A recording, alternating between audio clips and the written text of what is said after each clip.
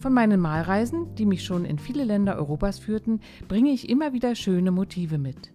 Die Reise zur Insel Samos war für mich ein besonderes Highlight im letzten Jahr. Mit einer Gruppe von 12 Teilnehmerinnen verlebten wir eine intensive Malwoche auf der Insel und eins der unzähligen wunderbaren Motive vor Ort habe ich für den heutigen Film mitgebracht.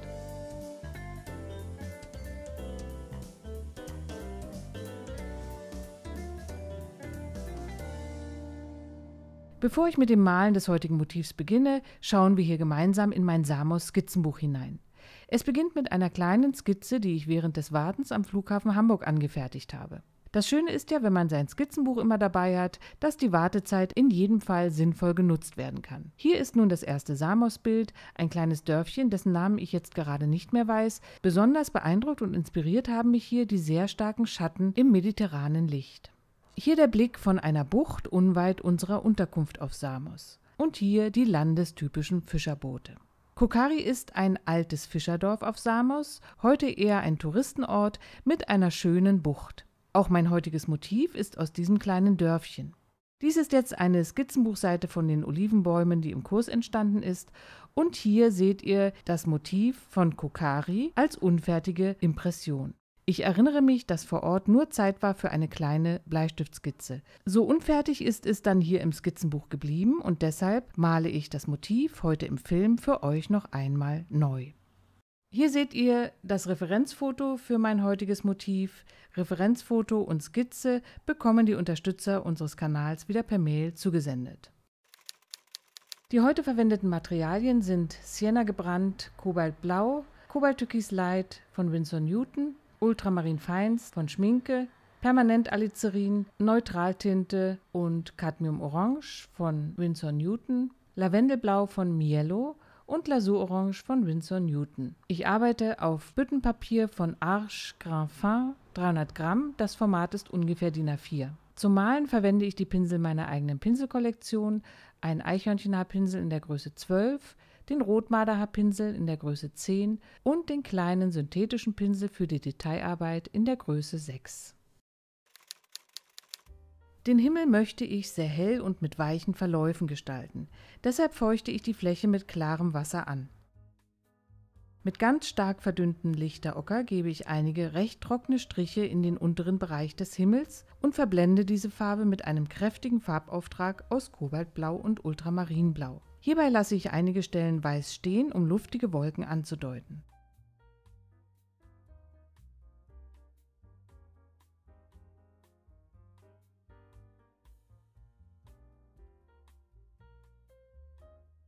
Mit Ultramarinblau und Permanentalicerin-Karmesin male ich die entfernteren Berge.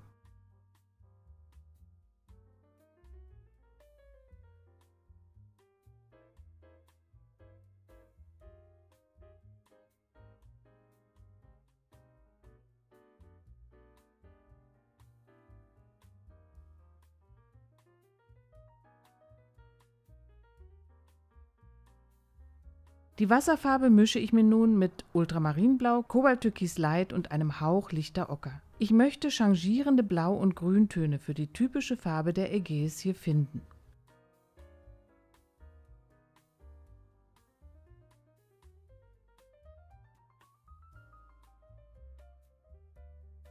Vor allen Dingen im Vordergrund variiert die Farbigkeit recht stark. Die große Fläche des Wassers wird durch die verschiedenen Farbtöne interessant gestaltet.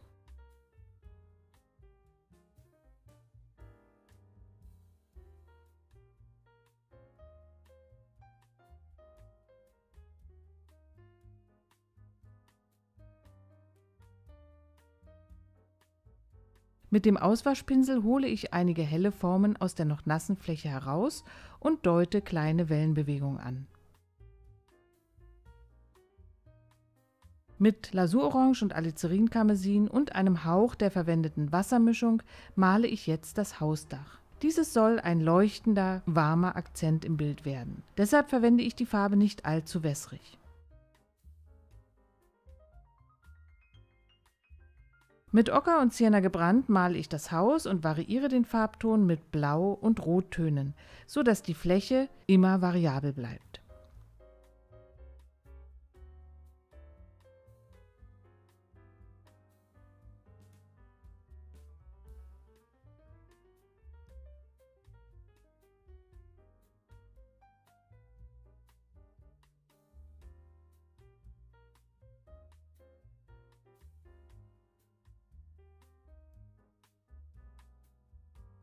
Hinter den Häusern steigt ein Felsen auf. Ich male ihn jetzt mit verschiedenen Mischungen aus Sienna gebrannt, Ultramarinblau und Permanent Alizarin.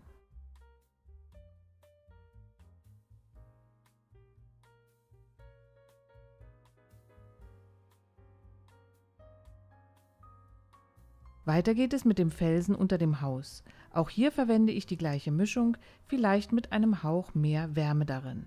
Wichtig ist, die Farben sich auf dem Papier mischen zu lassen und auch die Pinselbewegungen sollten nicht zu gleichmäßig sein. So wird schon Struktur auf der Felsoberfläche angedeutet.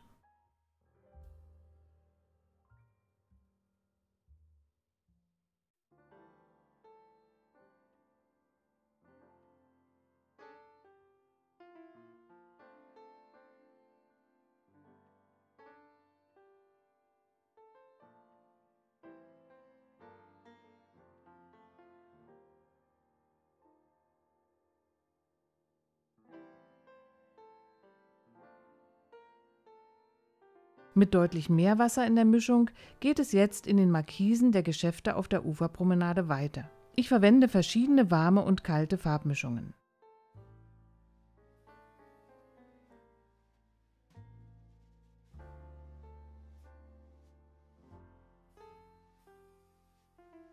Die gleichen Farben, aber viel cremiger und dunkler im unteren Bereich sorgen dafür, dass alle Flächen im Bild später gut zusammenpassen. Ein paar helle Flächen spare ich hier aus. Vor allen Dingen die beiden sitzenden Personen vorne im Café werden in der Negativtechnik hell stehen gelassen.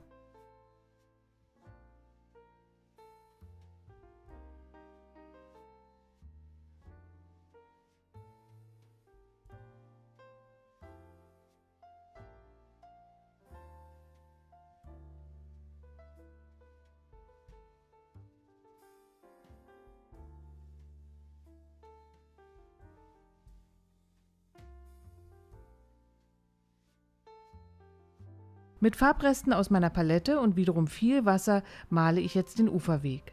Auch hier versuche ich die Farbtemperatur von kalt nach warm zu variieren. Die Abwechslung der Temperatur der Farben ist für mich ein ganz wichtiges gestalterisches Mittel, um ein Aquarell interessant zu machen.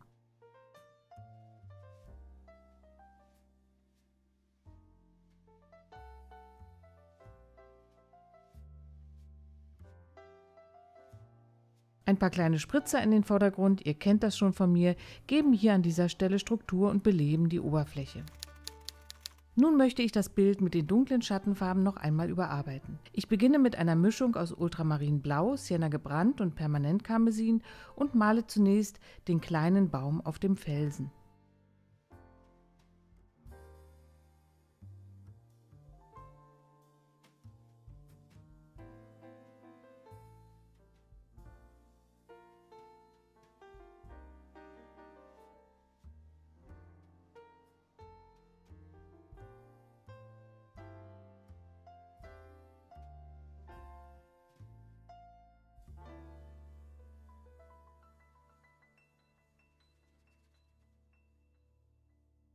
Mit der gleichen Mischung, aber etwas mehr Blau darin, setze ich die Schatten auf die linke Seite des Häuschens, unter das Dach und zwischen die Geländerstäbe.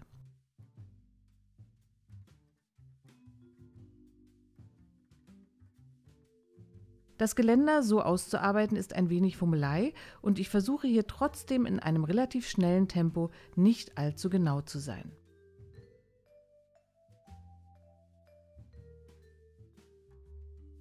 Auch das kleine Häuschen rechts über dem Felsen bekommt nun eine etwas dunklere Lasur.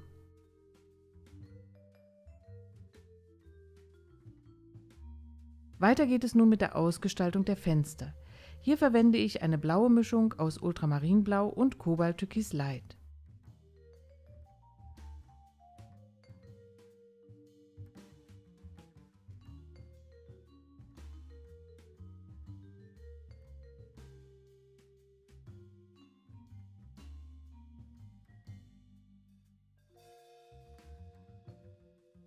Ein paar kleinere Details geben dem Haus jetzt noch mehr Genauigkeit. Hier deute ich ein paar Dachziegel an und auch den ein oder anderen kleineren Schatten.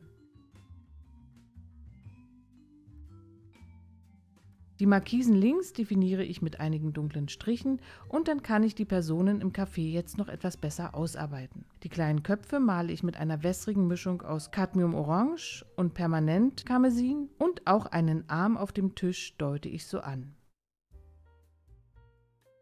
Für die Kleidung verwende ich Lavendelblau und Sienna gebrannt mit Ultramarin.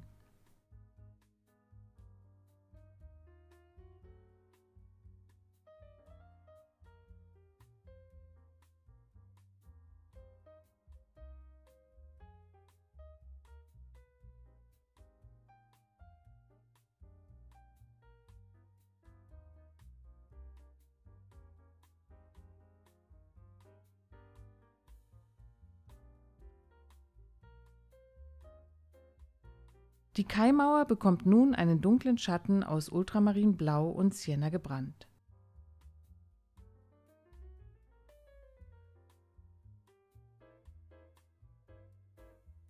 Mit dieser Schattenfarbe setze ich hier und da noch einige Akzente in das Bild hinein.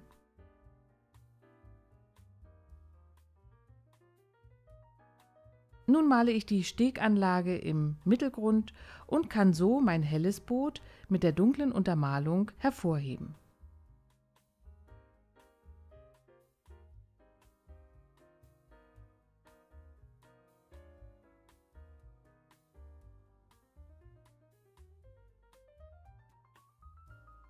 Das Boot selbst bekommt noch die typisch griechischen Farben Blau und Rot. Etwas Papierweiß lasse ich auf dem Bootsrumpf stehen.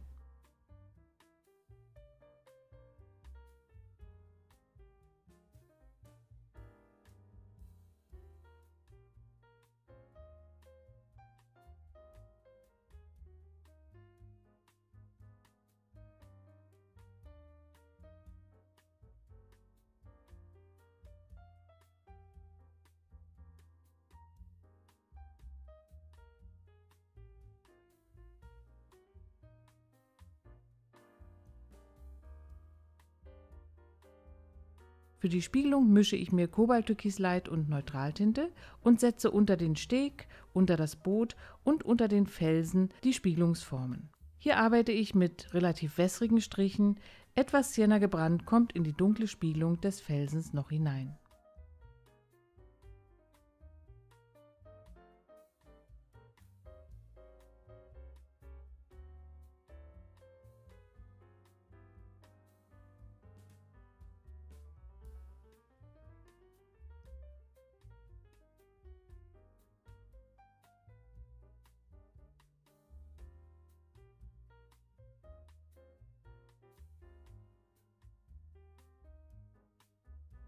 Ganz zum Schluss setze ich noch ein paar Details mit einem trockenen Pinselstrich zur Akzentuierung, zum Beispiel kleine durchbrochene Linien im Geländer oder hier vorne auf der Kaimauer.